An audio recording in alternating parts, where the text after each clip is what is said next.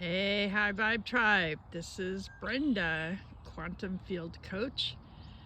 And I just was sitting here reflecting and grounding barefoot in the earth, rebalancing from all the massive geomagnetic storms and CMEs flying at us. And I was noticing how the beautiful blooms are coming up from the lily pads, and I don't know if you can see them or not.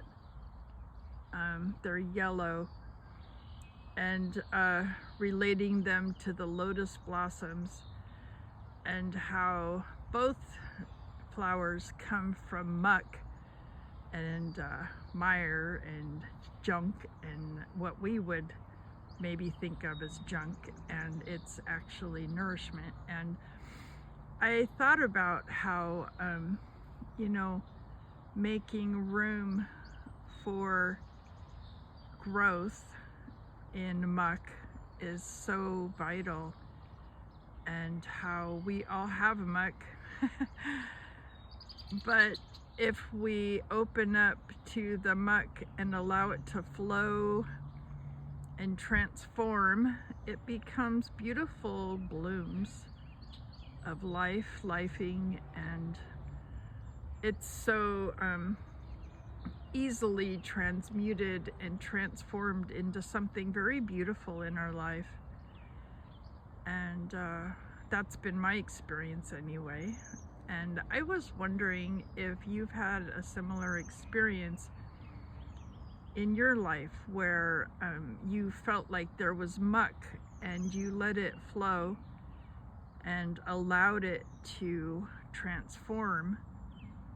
Maybe you did something to have it transform. Maybe you just allowed it to flow through you and found it to end up being a beautiful experience. And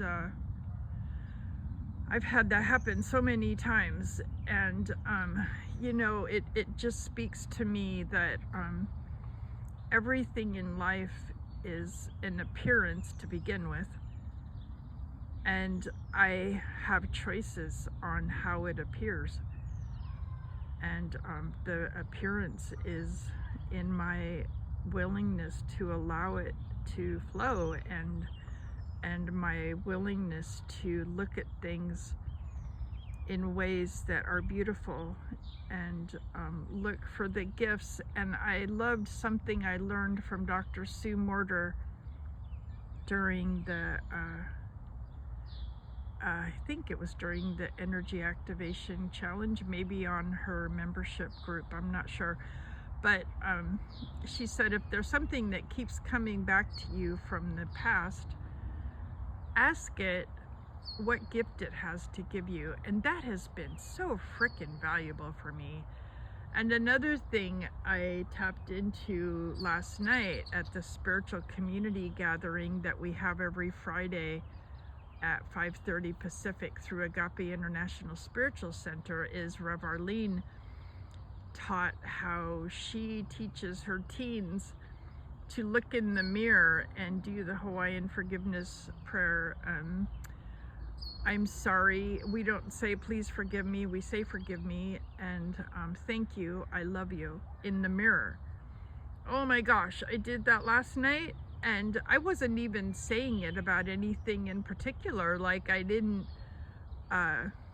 realize how it would affect my field.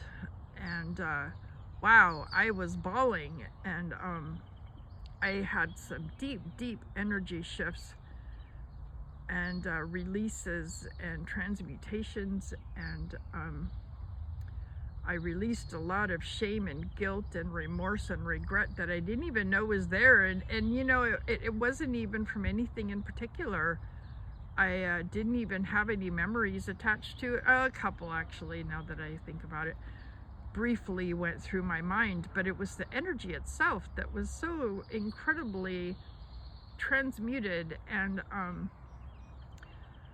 I had been feeling some blockage in my second chakra, is like 2 inches below and inside right below our belly button, but inside, and it's our